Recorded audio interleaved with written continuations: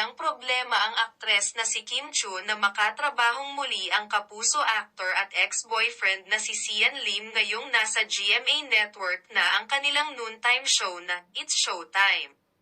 Ito ang ibinahagi ni Kim matapos ang contract signing sa pagitan ng ABS-CBN at GMA Network officials nitong Miyerkules kaugnay ng paglipat ng programa sa Channel 7. Okay lang naman na makatrabaho ko siya.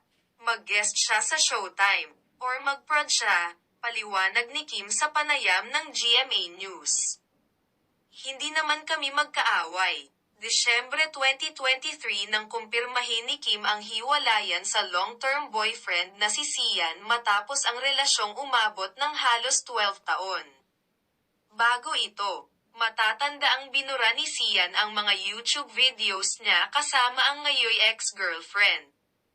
Ilang araw pa lang ang nakalilipas nang sabihin ng aktres na wala na siyang balita tungkol sa usap-usapang bagong relasyon ng kanyang ex-boyfriend.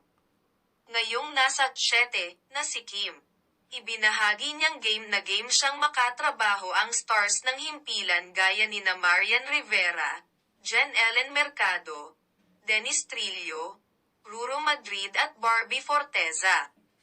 Now it's time to try new things. Experience new things and do something new, dagdag pa niya. Mapapanood si Kim kasama ng It's Showtime hosts na sina Vice Ganda, Ann Curtis, Vong Navarro, Jong Hilario at iba pa. Sa GMA7 simula ika-6 ng Abril.